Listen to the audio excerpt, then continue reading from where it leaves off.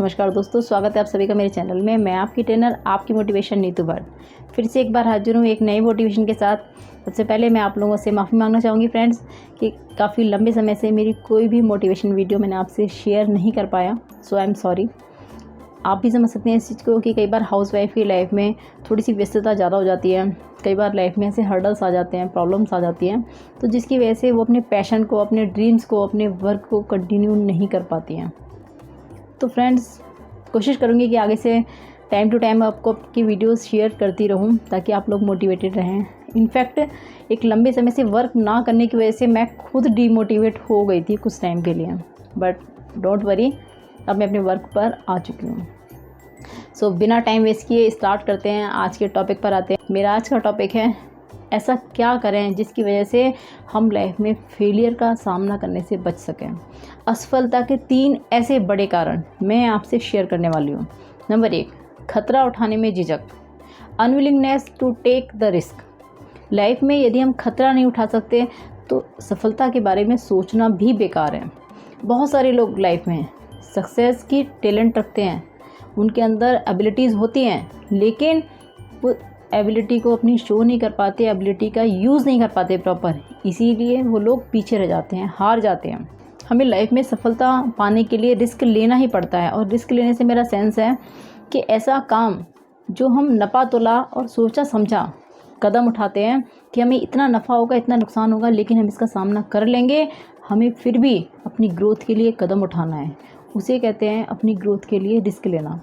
कई लोग क्या होता है कि उटपटांग काम करते हैं, उल्टे सीधे काम करते हैं, फिर कहते हैं कि हमने रिस्क लिया था लेकिन हम फेल हो गए, लेकिन उस रिस्क से मतलब नहीं होता। वो तो जानबूझ के यदि आप कुएं में गिर रहे हो तो उसका तो कोई उपाय नहीं है।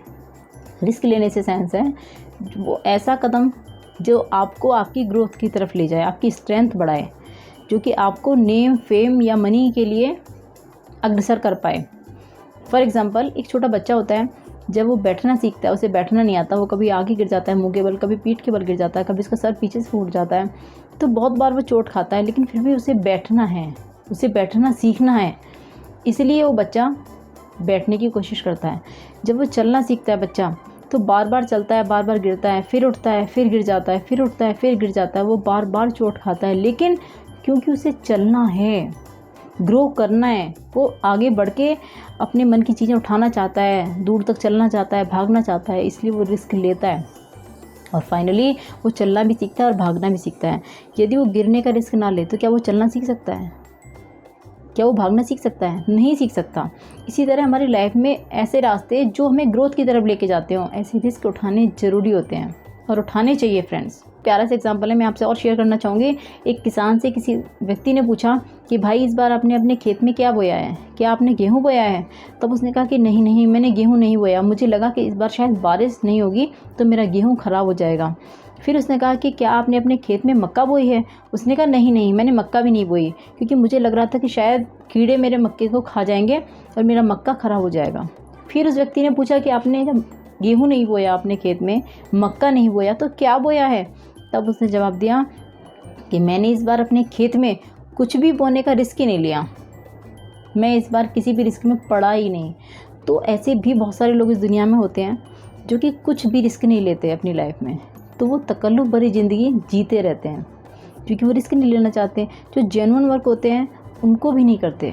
तो लाइफ में ऐसे रिस्क तो लेने ही पड़ेंगे जिनसे हमारी जीविका चलती है, जिनसे हमारी लाइफ ग्रो करती है फ्रेंड्स। नंबर 2 पर हम बात करेंगे लगातार कोशिश की कमी, लैक ऑफ परसिस्टेंस।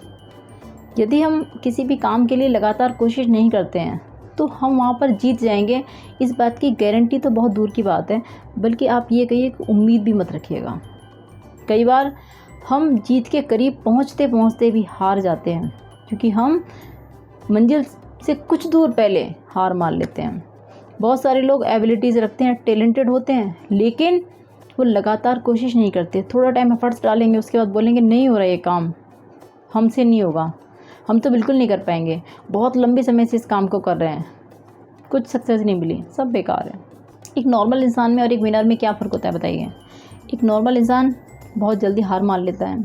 कई बार सिर्फ बात करके ही हार मान लेता है, कई बार सिर्फ सोचने से हार मान लेता है, कई बार सिर्फ थोड़ी बहुत एफर्ट्स डाल के हार मान लेता है। लेकिन जो विनर होता है वो किसी भी कीमत पे हार नहीं मानता जब तक कि जीत नहीं जाता है। सिर्फ इतना सा फ़र्क होता है और यही फ़र्क हमें औरों से अलग कर देता है। यानी कि अगर हम भी लगातार कोशिश करेंगे तो एक विनर बन सकते हैं। नंबर 3, लुकिंग फॉर शॉर्टकट की तलाश। माना कि आजकल की टेक्नोलॉजी तेज़ी से ग्रो कर रही है, बहुत ही हाईटेक हो चुकी है, लेकिन हर काम को लाइफ में शॉर्टकट तरीके से करके सक्सेस नहीं पाई जा सकती। कुछ कामों को हमें प्रॉपर तरीके से करना ही पड़ता है। यही सेम चीज़ हमारी लाइफ में भी अप्लाई होती है कि लाइफ में यदि हमें सक्सेस पाना है तो कुछ प्रोसीजर ऐसे हैं जिनसे हमें गुजरना ही होगा, हम वहाँ शॉर्टकट नहीं ले सकते।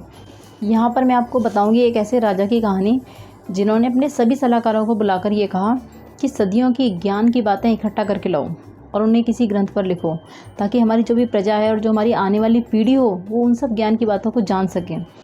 सभी सलाहकारों ने अपनी बुद्धिमत्ता के आधार पर मेहनत करके एक एक ग्रंथ तैयार कर दिया। लेकिन जब वो कई ग्रंथ महाराज के सामने पेश किए गए, राजा के सामने आए, तब राजा ने कहा कि ये तो बहुत सारे ग्रंथ हैं, ये प्रजा कैसे पढ़ेगी। आप एक काम करो, इन सारे ग्रंथों को छोटा करके लाओ। शॉर्टकट उन्होंने मांगा उसका कि इसे छोटा करके लाओ। तब उन्होंने सारे ग्रंथों को मिला जुलाकर एक ग्रंथ बनाकर तैयार किया और राजा के सामने पेश किया। राजा ने फिर से उस जब ग्रंथ को देखा तो राजा ने कहा ये ग्रंथ तो बहुत मोटा है, आप एक काम करो इसे और छोटा करके लाओ। उस ग्रंथ को उन्होंने एक पाठ में कन्वर्ट कर दिया मिला जुलाकर। जब उस पाठ को राजा ने पढ़ा तो बोला ये तो अब भी बहुत बड़ा है, आप इसे और छोटा करके लाइए। उस पाठ को एक पन्ने पर कन्वर्ट कर दिया।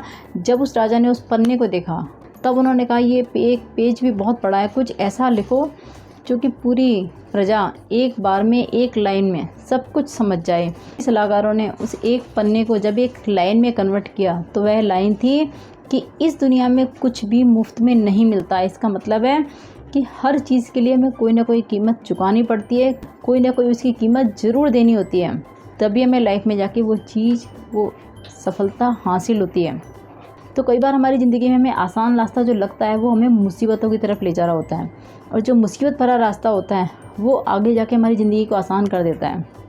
वो कहते हैं ना कि अच्छी आदतें मुश्किल से आती हैं लेकिन उनके साथ जीना आसान हो जाता है, और बुरी आदतें आसानी से आ जाती हैं लेकिन उनके साथ जीना बहुत मुश्किल होता है। तो ये बात बिल्कुल सच है। यदि आपका भी लाइफ में कोई ना कोई लक्ष्य है तो आप देखिए कि कहीं ऐसा तो नहीं है कि आप खतरे उठाने में कहीं ना कहीं झिझक रहे हो, जिसकी वजह से आप सक्सेस से दूर हों, सक्सेस तक पहुंच नहीं पा रहे हों, या फिर आप लगातार कोशिश ना कर रहे हो। अगर इन दोनों में से कुछ भी आपके साथ नहीं है तो कहीं ऐसा तो नहीं है कि हम हर काम के लिए शॉर्टकट ढूंढते हो, जैसे कि हमारी आदत बन चुकी है आज के टाइम में। यदि ये तीनों आदतें हमारे अंदर नहीं हैं तो जीत हमारी निश्चित है। Friends, best of luck for your life. यदि आप मेरी बातों से सहमत हैं तो प्लीज़ मुझे कमेंट बॉक्स में ज़रूर बताइएगा, क्योंकि आपके कमेंट से मुझे इंस्पिरेशन मिलती है। यदि आपको ये वीडियो पसंद आया है तो प्लीज़ इसे एक लाइक ज़रूर कीजिएगा, सर्कल में शेयर कीजिएगा ताकि इसका ज़्यादा से ज़्यादा लोगों को बेनिफिट हो सके। यदि आपने मेरे चैनल को अभी तक सब्सक्राइब नहीं किया है तो सब्सक्राइब कर लीजिएगा और बेल आइकन भी दबा दीजिएगा ताकि आपको नेक्स्ट वीडियो का नोटिफिकेशन मिल सके। मैं जल्द मिलूँगी अपनी नेक्स्ट वीडियो में पॉजिटिव एनर्जी के साथ। तब तक के लिए नमस्कार।